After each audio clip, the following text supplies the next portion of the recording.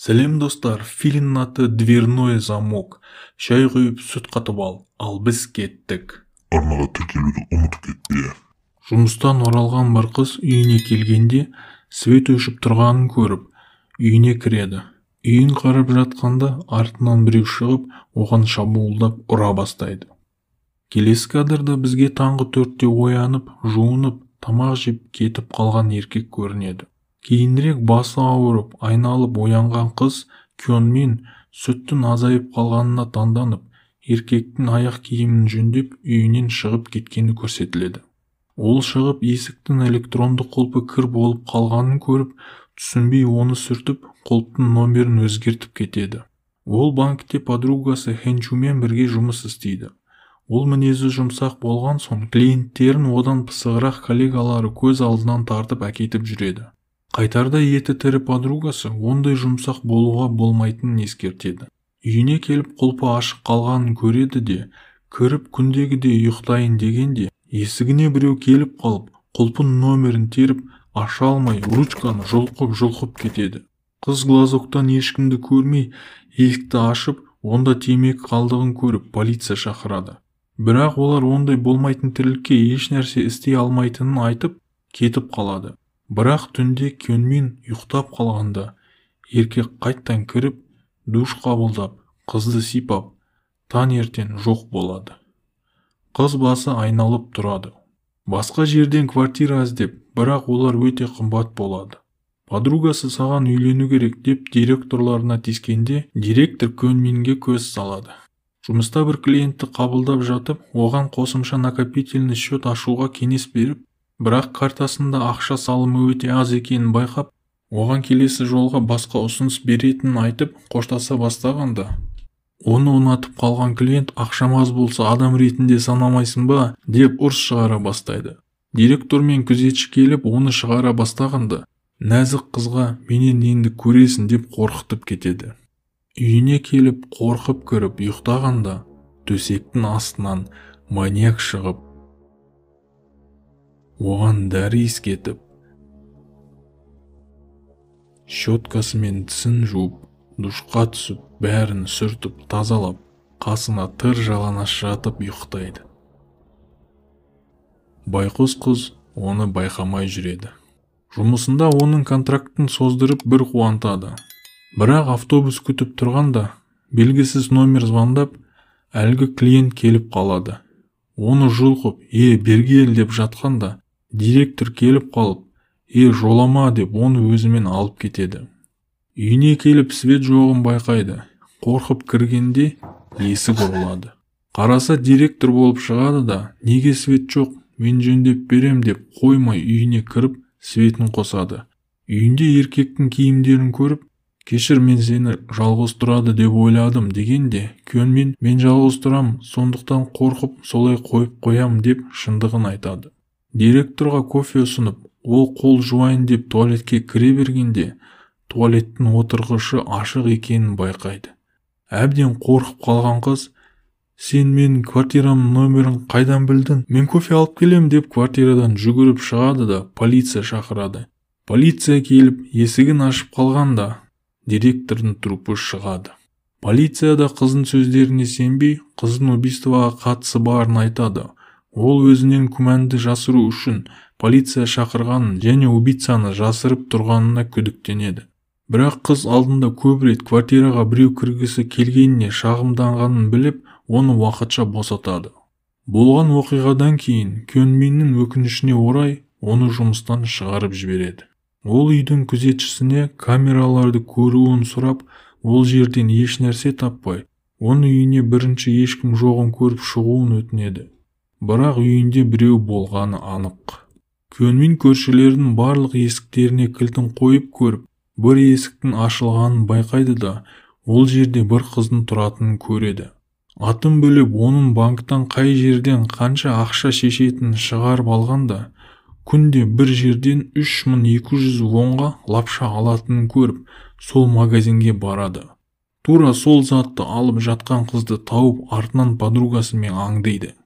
Екеуі бөлініп кетіп, Кёнмин алған лапшаның көп қорабы бар үйді байқап, Есігіне өзінің құлпының номерін енгізгенде есік ашылады. Ішіне кіріп қалғанда ол сұмдық оқиғаның куәгері болады.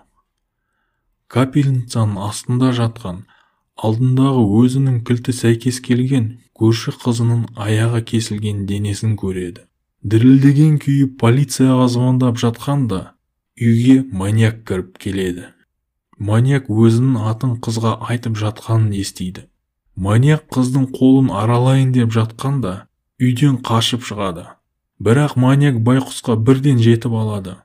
Кенеттен батыр подругасы шығып маньякпен төбелесіп кеткенде Көнмин қорыққаннан денесі дірілдеп қимылдай алмай қалады. Бұрылыстан полиция келіп қалып, маньяк әлбетте қашып кетеді. Көнмин мен оның бетін көрмей, тек оның ескі сағатын ғана байқадым деп айтады. Полиция денесін турап тастаған қыздың денесін тауып алады. Алдындағы клиент Ким Ченді ұстап алып, одан сұрап жатқанда ол біртүрлі жауаптар беріп, соңында ол банктағы жұмыс істейтін стерва ма, маған жала жауып жатқан, оны өлтірем деп айқайлай бастайды. Полиция бұның маньяк екеніне 90% ықтималдылық бар. Бұның отпечаткасын тексеріп болған соң нақты белгілі болады деп қыздарды қайтарып жібереді. Қыз жаңа үйге көшіп келіп, терезеге жаңа күшті тор қойып, бірнеше құлып орнатады. Маньякты полиция нақты дәлел болмаған соң, әлбетте уақытша жібереді. Ол Көнминнің ескі үйіндегі күзетшіге келіп, туысқанымын деп алдап жатып, перевозочный компанияның атын сұрап алады. Көнминнің үйіне посылка тастап кетіп, ол оны ашқанда телефон шығады. Оған видеозвонокпен подругасының үйінен маньяк звондайды. Көнмин жүгіріп оның үйіне келгенде, маньяк оны ұстап алып ұра бастайды да, енді әкете бергенде полиция келіп қалып, оны байлап тастайды. Ал Көнмин квартираға кіріп, аяғын кесіп тастаған Хенчуды көреді. Тура сол уақытта Көнминнің жаңа квартирасына кіріп, кілтті тастап жатқан басқа адам көрсетіледі. Хенчудың аяғын дәрігерлер тігіп жалғап үлгеріпті. Детектив Ли кіріп, Ким Чонның отпечаткаларын балғадан және арадан табылғанын айтып, Көнминге жасырын камера беріп кетеді. Қыз оны үйіне орнатып қояды. Магазинде Көнмин баяғы үйінде істейтін күзетшіні көріп қалады. Ол оған біртүрлі сұрақтар қоя бастайды да, Көнмин оның лапша алып жатқанын және қолында ескі сағат барын байқап қояды. Жүгіріп үйіне келгенде, детектив Ли оған звондап, ДНК сәйкес келмегенін және Ким Чонды жаңа ғана біреулер өлтіріп кеткенін хабарлайды да, үйден шықпа, қазір барам дейді. Қыз қорқып отырып, шкафтың үстінде тұрған лапшаның кесесін байқайды. Телефоннан видеоны қосып, маньяк үйіне кіріп, оның төсегінің астында дәл қазір тығылып жатқанын көреді.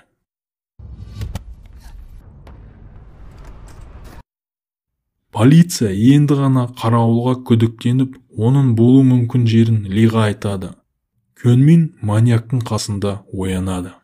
Егер қашсаң, аяқ қолдарыңды кесем, деп қорқытып жатқанда, қыз жылап жатып, қолына ине тығып қаша жөнеледі. Бір бөлмеге тығылып қалады. Мынау қолына балта алып, артынан келе жатыр. Дәл қыздың бөлмесіне келіп, есікті ашып, кіре бергенде, Ли зданиеге кіріп, маньяк артынан балтамен ұрып қалып, төбелес басталады. Көнмин шығып, балтаны алып түскенде, маньяк Лидің мойнына пышақ соққанын көреді. Қыз қорыққаннан қимылдай алмай, бірақ жиналып барып, итерісіп екеуі дәу шкафтың астында қалады. Көнмин қорғанып жатып, оны қатты итеріп қалып, маньяктың мойнына шеге қадалып өледі. Келесі кадрда Көнмин жаңа үйіне келіп, жан-жаққа қарап, күмәнданып, қорқып, төсектің астына қарайды. Төсегінің астында маньяк тығылып жатқан жоқ па? Қарап қой. Жатса, менен сәлем айт. Қалай, фильм сендерге ұнады ма? Егер ұнаса, арнаға тіркеліп, лайк басып кетіңіздер. Достар, менің видеоларымды көретін адамдардың 99%-ы арнаға тіркелмеген кісілер екен. Сондықтан арнаға тіркеліп кетсеңіздер мен үшін үлкен көмек болар еді. тіркеліп кетші бауырым. Келесі видеода кездескенше.